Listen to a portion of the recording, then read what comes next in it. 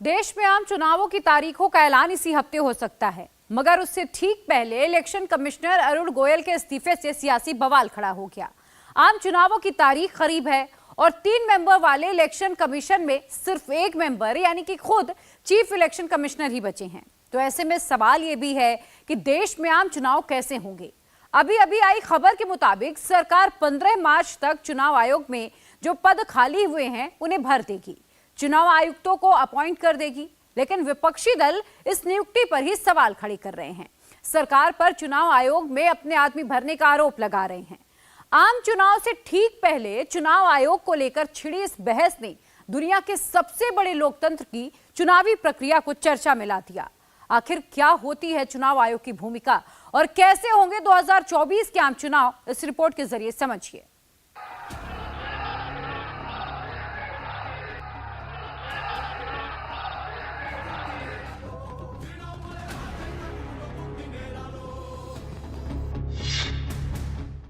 छियानवे करोड़ से ज्यादा वोटर,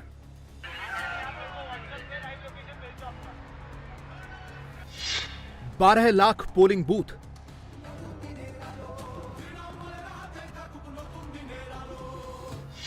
2600 से ज्यादा सियासी दल,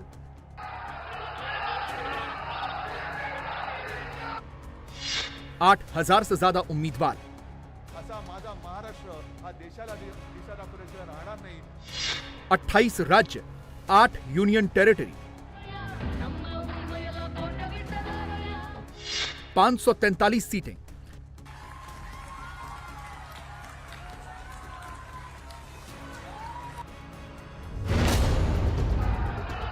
ये दुनिया में लोकतंत्र के सबसे बड़े आयोजन के कुछ आंकड़े हैं। मेरे साथ बोलिए, भारत माता की, भारत माता की, भारत माता की। बहुत बहुत धन्यवाद।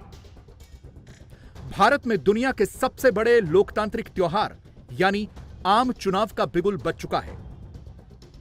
लोकसभा की 543 सीटों और 4 राज्यों की विधानसभा के चुनाव का औपचारिक ऐलान होने में बस गिने चुने दिन बचे हैं। 13 मार्च के बाद चुनाव आयोग कभी भी आम चुनावों की तारीख का ऐलान कर सकता है, मगर उससे ठीक पहले चुनाव कराने के लिए जिम्मेदार संवैधानिक संस्था चुनाव आयोग के एक इलेक्शन कमिश्नर ने इस्तीफा दे दिया है। 2022 में नियुक्त किए गए चुनाव आयुक्त अरुण गोयल ने अचानक इस्तीफा दे दिया और राष्ट्रपति ने 9 मार्च को उनका इस्तीफा मंजूर भी कर लिया है। इससे पहले एक और चुनाव आयुक्त अनूप चंद्र पांडे फरवरी में रिटायर हो चुके थे। अब 3 सदस्यों वाले चुनाव आयोग में सिर्फ chief election commissioner Rajiv Kumar बच रहे हैं। सामने दुनिया का सबसे बड़ा चुनाव है जिसको सफलतापूर्वक कराने की जिम्मेदारी चुनाव आयोग की है, मगर अब मुख्य चुनाव आयुक्त अकेले पड़ गए हैं। अब आचार संहिता लागू होने से पहले सरकार को हड़बड़ी में 2 इलेक्शन कमिश्नर अपॉइंट करने होंगे और किसी नाम पर चर्चा से पहले ही सरकार पर पक्षपात के इल्जाम लगने लगे हैं। चुनाव आयोग जो है वो भारतीय जनता पार्टी का चुनाव लगाव आयोग हो गया है, ये सबको मालूम है। बीजेपी की एक्सटेंडेड ब्रांच है वो चुनाव आयोग नहीं है जो शेषन साहब के जमाने में था। हाँ, इस देश के चुनाव के ऊपर एक वॉचडॉग की तरह काम करने वाला तटस्थ निष्पक्ष, हाँ, वो चुनाव आयोग नहीं है। 10 साल में चुनाव आयोग का भी प्राइवेटाइजेशन हो गया है और ये बीजेपी की एक ब्रांच हो गई है। इसलिए चुनाव आयोग है नहीं है उससे कोई फर्क नहीं पड़ता है। अब 2 लोग चले गए, एक बाकी है। तो जैसे और जगह पे के जब चाहे हाई कोर्ट, सुप्रीम कोर्ट, हाँ, गवर्नर हाउस में बीजेपी के लोग नौकरी को लगा देते हैं, वैसे कोई 2 लोग लगा देंगे बीजेपी के। जैसे ईवीएम मशीन बनाने वाले कंपनी में 2 लोग बीजेपी के डायरेक्टर लगा दिए हैं। तो ये चुनाव आयोग मर गया तो उसमें रोने की क्या बात है, वो तो मरे हुए लोग हैं। इलेक्शन कमिश्नर अरुण गोयल के इस्तीफे के बाद अब देश के सामने सबसे बड़ा सवाल यही है कि अगला चुनाव कैसे होगा। क्या चीफ इलेक्शन कमिश्नर को ही दुनिया के सबसे बड़े लोकतंत्र के आम चुनाव को अकेले मैनेज करना होगा, या फिर आम चुनावों से पहले, आचार संहिता लागू होने से पहले सरकार 2 इलेक्शन कमिश्नर्स को अपॉइंट करेगी। कैमरामैन मनोज के साथ विजयलक्ष्मी, इंडिया टीवी, दिल्ली। असल में चुनाव आयुक्त की नियुक्ति का मसला इतना आसान है नहीं। चुनाव आयोग एक संवैधानिक संस्था है जो स्वतंत्र रूप से काम करती है। इसमें चुनाव आयुक्तों की नियुक्ति एक कमेटी करती है। इस कमेटी में प्रधानमंत्री, उनके चुने हुए एक और मंत्री और विपक्ष के नेता शामिल होते हैं। 5 मेंबर्स की सर्च कमेटी पहले कुछ नामों को चुनती है और फिर उनकी सिफारिश प्रधानमंत्री की अध्यक्षता वाली सिलेक्शन कमेटी के पास करती है। अब तक इस व्यवस्था से एक भी इलेक्शन कमिश्नर की नियुक्ति नहीं की गई, क्योंकि सरकार ने इलेक्शन कमिश्नर के अपॉइंटमेंट की यह व्यवस्था हाल ही में बनाई है। इसकी शुरुआत के पीछे भी इस्तीफा देने वाले अरुण गोयल ही थे। अरुण गोयल 2022 में वॉलंटरी रिटायरमेंट लेने के अगले ही दिन इलेक्शन कमिश्नर बना दिए गए थे, तो उनकी नियुक्ति को सुप्रीम कोर्ट में चुनौती दी गई। सुप्रीम कोर्ट ने गोयल का अपॉइंटमेंट रद्द तो नहीं किया, मगर चुनाव आयुक्तों की नियुक्ति की जिम्मेदारी प्रधानमंत्री, नेता विपक्ष और सुप्रीम कोर्ट के चीफ जस्टिस की एक कमेटी के हवाले कर दिया और सरकार से कहा कि वो इलेक्शन कमिश्नर के अपॉइंटमेंट के लिए चाहे तो कोई कानून बना ले। मोदी सरकार ने दिसंबर में संसद से इलेक्शन कमिश्नर की नियुक्ति का एक नया कानून पारित कराया। यह कानून 2 जनवरी को लागू भी हो गया। अब सरकार को यह अधिकार है कि वो लोकसभा चुनाव से पहले 2 इलेक्शन कमिश्नर अपॉइंट कर सकती है। दिक्कत यह है कि अरुण गोयल के रिजाइन करने से पहले एक और इलेक्शन कमिश्नर रहे अनूप चंद पांडे रिटायर हो चुके थे, लेकिन अभी तक उनकी भी जगह कोई नियुक्ति नहीं हो पाई। अब अरुण गोयल के इस्तीफे के बाद 2 बड़े पद इलेक्शन कमीशन में खाली हो चुके हैं। कुछ दिनों के बाद आम चुनाव होने हैं, उसका ऐलान होगा, उसके अब गिनती के ही दिन बचे हैं। ऐसे में सरकार को इन पदों को भरने के लिए तेजी दिखानी होगी। वहीं विपक्षी दलों ने किसी नए इलेक्शन कमिश्नर के सिलेक्शन से पहले ही इस प्रक्रिया पर सवाल उठाने शुरू कर दिए हैं। विपक्षी दलों का कहना है कि सरकार ने चुनाव आयोग में अपने आदमी बिठाने वाला कानून बनाया है और अब अरुण गोयल के रिजाइन करने के बाद मोदी सरकार मनमानी करेगी। इलेक्शन कमिश्नर साहब ने अपना इस्तीफा दिया, वो खुद बताए तो बेहतर होगा, या हुकूमत बताए कि ऐन इलेक्शन से पहले नोटिफिकेशन जारी करने से पहले उनका इस्तीफा क्या है, ये बड़ा माने खैज है या फिर कुछ वजूहात है। हुकूमत को चाहिए कि वो बताएं क्या वजह है, और फिर अब आ गया कि हुकूमत एक इलेक्शन से नोटिफिकेशन से पहले अब आप वो 2 इलेक्शन कमिश्नरों को अपॉइंट करेंगे। शुरू में ही हमने पार्लियामेंट में जब बिल लाया गया था चीफ इलेक्शन कमिश्नर के अपॉइंटमेंट का और इलेक्शन कमिश्नर के अपॉइंटमेंट का, मैंने खुलकर कहा था कि ये गलत तरीके से सुप्रीम कोर्ट के एक फैसले के खिलाफ जाकर हुकूमत चीफ इलेक्शन कमिश्नर और इलेक्शन कमिश्नर को अपॉइंट कर रही है। मोदी हुकूमत अपने गुरूर और तकब्बुर की हमेशा मुजाहरे करती आ रही है, और उनके पास 300 MP हैं, तो वो समझ रहे हैं कि वो सुप्रीम कोर्ट के फैसले के खिलाफ जाएंगे, मनमानी करेंगे। तो ये जो कानून पास किया गलत है। इलेक्शन कमीशन के रोल पर विपक्षी दल लंबे समय से सवाल उठाते रहे हैं। Chief election commissioner Rajiv Kumar हों या फिर इस्तीफा देने वाले अरुण गोयल, दोनों के अपॉइंटमेंट पर विपक्षी दलों ने ऐतराज जताया था। उनको मोदी सरकार का एजेंट बताया था।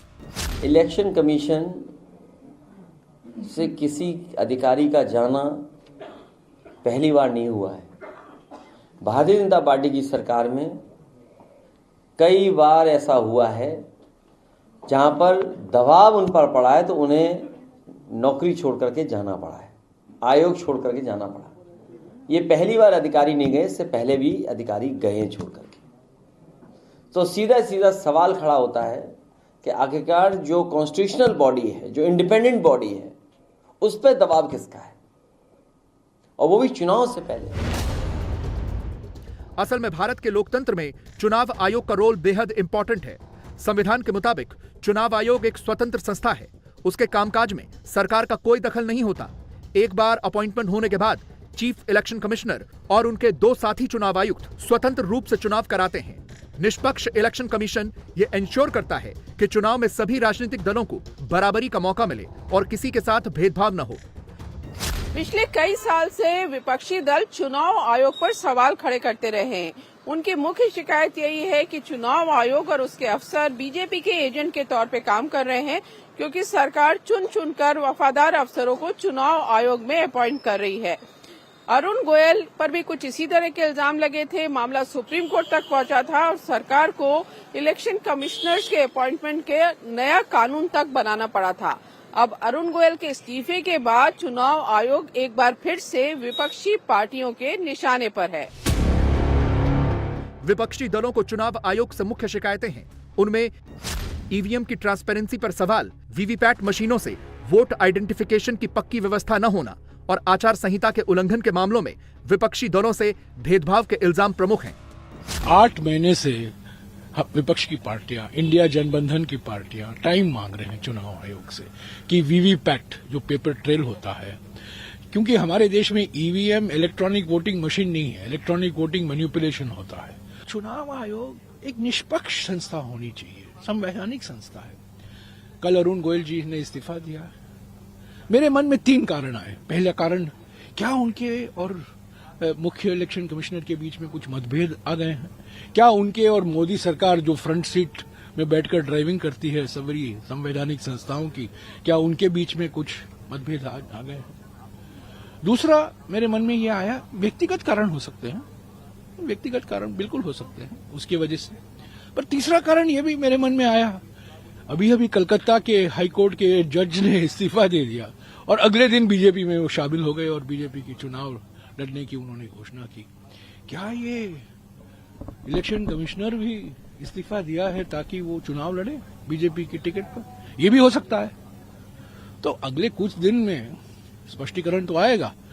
हमारे लोकतंत्र को कमजोर करता है, ये लोकतंत्र पर एक आक्रमण है। भारत में चुनाव करवाना बहुत बड़ी चुनौती है। इतने विशाल भूभाग वाले देश में आम चुनाव में इतने वोटर भाग लेते हैं जितनी आबादी दुनिया के कई देशों को मिलाकर भी नहीं होती। 28 राज्यों और 8 केंद्र शासित प्रदेशों में चुनाव की प्रक्रिया कई चरणों में पूरी होती है। हर पोलिंग बूथ को फुल प्रूफ बनाना, हर कैंडिडेट पर नजर रखना, हर एक मतदाता तक पहुंचना, यह कोई हंसी का खेल नहीं। कश्मीर की हजारों मीटर ऊंची चोटियों पर बने पोलिंग बूथ से लेकर भारत के सुदूर दक्षिण में स्थित कन्याकुमारी, पूरब में म्यांमार और चीन के बॉर्डर पर स्थित अरुणाचल प्रदेश और नागालैंड से लेकर पश्चिम में पाकिस्तान से लगे गुजरात और राजस्थान तक हर नागरिक को चुनाव प्रक्रिया में बराबरी से शामिल करना होता है। भारत में चुनाव कराने की प्रक्रिया में केंद्र और राज्यों की मशीनरी शामिल होती है। सुरक्षा की जिम्मेदारी सेंट्रल पैरामिलिट्री फोर्सेस से लेकर राज्यों की पुलिस तक की होती है। चुनाव कराने में केंद्र सरकार के कर्मचारियों से लेकर राज्यों के सरकारी कर्मचारी तक शामिल होते हैं और इन सब की कमान चुनाव आयोग के हाथों में होती है। भारत के इतिहास में शायद पहली बार ऐसा हो रहा होगा कि जब देश में आम चुनावों की तारीखों के ऐलान के लिए महज हफ्ते भर का वक्त बचा हो और इलेक्शन कमीशन में 2 पद जो हैं वो रिक्त हो जाएं। दरअसल इलेक्शन कमीशन में फैसले लेने की प्रक्रिया बहुमत आधारित है। जिस फैसले को बहुमत होता है वो फैसला लिया जाता है। अरुण गोयल ने इस्तीफा दे दिया है, पहले से ही एक वैकेंसी और थी, तो अब ऐसे में चीफ इलेक्शन कमिश्नर्स ही अकेले बचे हैं जिनको ये तमाम फैसले लेने होंगे। इलेक्शन कमीशन में एक इलेक्शन कमिश्नर्स का टेन्योर जो है वो या तो 6 साल का होता है या फिर उम्र के 65 साल तक का होता है। सवाल ये खड़ा होता है कि जिस बहुमत की प्रक्रिया के आधार पर इलेक्शन कमीशन अपने तमाम फैसले लेता है, क्या वो प्रक्रिया अब जब सिर्फ चीफ इलेक्शन कमिश्नर्स ही फिलहाल वहां पर बचे हैं तो क्या वो प्रक्रिया भी अब सवालों के घेरे में नहीं आएगी? कैमरामैन मनोज कुमार के साथ विजयलक्ष्मी, इंडिया टीवी, दिल्ली। ऐसा भी इतिहास में नहीं हुआ कि एक ही चीफ इलेक्शन कमीशन रह गया हो चुनाव से पहले। फिर रहा क्या?